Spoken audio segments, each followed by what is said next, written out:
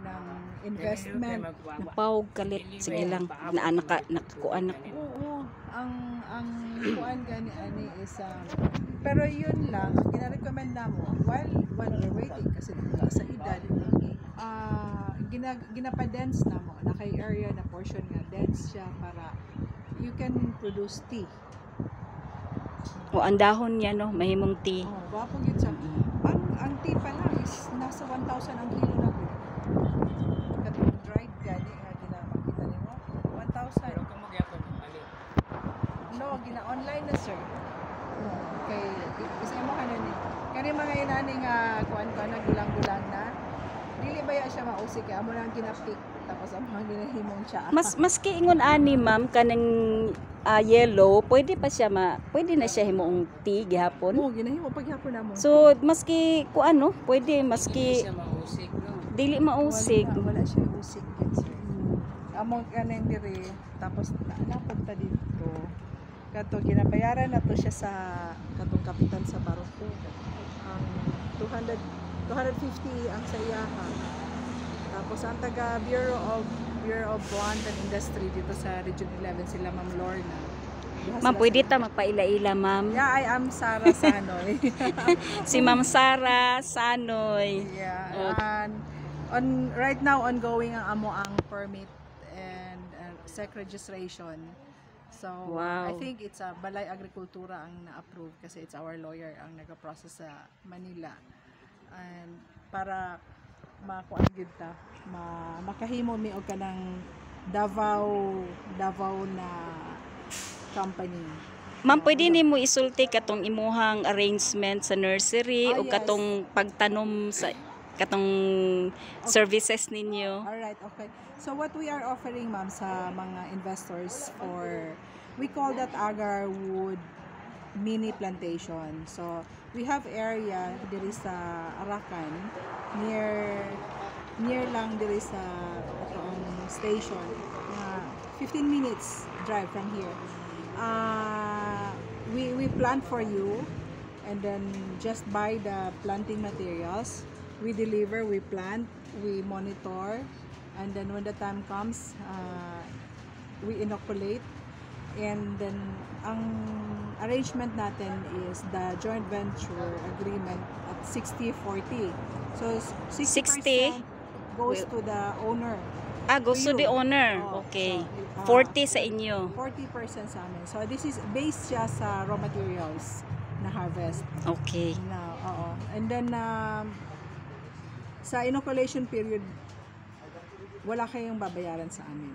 So bali ang gasto ng investor ma'am, only seedling. the seedlings in your area sa amin. Yung area sa inyo na. So how much are we sa going to area is pay? you will buy that property. We will Oo. buy the Oo, property. Sa inyo talaga yun. Oh, pero yung monitoring ma'am kayo na. Sa Magbantay. monitoring, in terms of monitoring the plant ma'am ha. Oo. Tapos we also guarantee kasi kung merong mamatay, we replace. Okay. So, yun ang, Okay. ang agreement natin.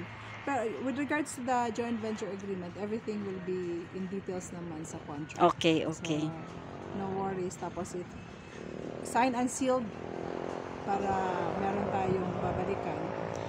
For now, ang gina-offer namo is your permit is with us sa company pa rin namin. So, inaano lang namin na kayo ang investor doon. Okay. The permit is ginawa naming naka-merge para kayo sa company namin para talaga siya. Since isang permit pa lang naman ngayon ang lumalakad ngayon. Pero kung matapos namin yung registration ng company namin, we can already start issuing katong delivery receipt, official receipt. So, it will come. It will come naman. Ma'am, mangutana lang ko ma'am kung how much kaya ang ma-invest sa lote? Sa lote. Right now, ang lote natin is nasa 600 per square meter. So, the minimum cut 600 pesos per square meter. And then, ang cutting natin is 1,001 para considered siya as mini fund lot. Okay, 1,000. 1,001. 1001 square meter. Naipakapin 1 meter. Naipakapin 1 meter, ma'am, kasi para sa ano niya, sa category niya is mini farm lot. Okay. So naadi ay kategory, no? Oo, kasi kung less than 1,000 or 1,000 and below, dili that's siya. considered residential. Okay. So dapat above 1,000 will be considered as mini farm lot. So naani may ideya. Naana tay ideya, sir. Mupalit ka, sir. Ayaw pa obsi sa 1,000. Dapat Kasi ang imuha pong ang imuhang taxes ana sa ROD and then sa BIR, iba ang residential o sa residential o sa farm. farm. Or Mas barato yata ang farm. or agri. Yeah. Agri, no? So ang ato ang Arakan puro lang naman rights ngayon. Pero ang ginasugdan na sa mo ang lawyer na ang processing sa tax deck and all para when the time comes na nagahulat pud mi sa advice sa Senro kung kanusa na maging alienable and disposable ang mga area. So kasi isa sa requirements pud sa DNR is your area has to be naagid siya klaro nga kuan ownership. So dili siya cadastral, dili siya ancestral.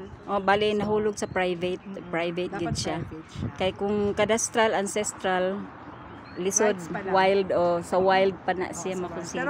sa ang status namin ngayon, nadyan pa kami sa level na yan. Sige lang, hinahinay. Hinahinay. 10 years is mag-abot ra gyud na siya, ma'am. Okay, Anyway. salamat kaayo, ma'am. Okay, thank you. Nakuha ba kaya Ma'am ta sa video? Ay, oo. Salamat kayo sa imong time, ma'am. Daghan kaayo mig nakuha na information. Kunya willing katong mga willing mag-invest 600 pesos per square meter lang mo palit Oo. ni og lote sa And then inyo. it's 18 months to pay. 18 months to pay Once ang the whole lote. Yes, once naka-down na kayo ng 50,000 sa lot, you can start planting your ito fully paid up na ang planting there. Cash basis ito, ma'am. Oo. This cost around 3,000. 3,000. Large Ganyan planting nakalaki, area. large. Yeah, this is Oo. already large Oo. planting material. Hapit na mo tubong kay ma'am. Oo, nasa 4 feet. 4 feet na kay 5 feet si ma'am. 5 feet plus. 5. Ako kay 4'11 raman ko. Ano na siya, tubong na siya sa 4'11 raman ko. Taas pa siya sa ako, na nakakuan siya, nasa correct line siya. This is a good investment. Daghan ka kay maski mga politician. Ay, daghan. Gwapo kay ang area ni ma'am kay naadiri sa Marilog. Unsa ni nga part? Lower Kibalang. Lower Kibalang. Lower Kibalang, Marilog. Gwapo kaayo ang area ni ma'am. Itong police station, we donated this property. Okay. Near the police station. So along the highway na siya din ha. And then naay police station dito sa entrance. So safety kaayo kay naay police gyud din ha. That's also our building. Building pa namin. Ayan, building pa nila ni ma'am katong green. Yeah. Green. Yes. Pwede- Fronting the Marilog District Hospital. Ayan, may hospital pa. Marilog District Hospital. Ayun, yung nandoon. Meron kami tinanim din dito, ma'am.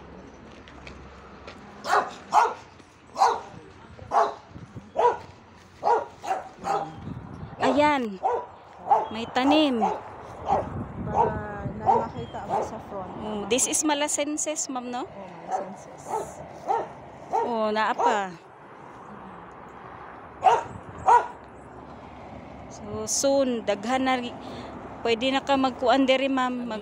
Kaling Malasenses, ma'am, o kaling ang tawag, ma'am, no, dili pilihan o soil. Dili siya pilian og soil. Dili, ma'am. Kanang okay ang kuan. Maka-survive din siya kasi pero mas gusto ni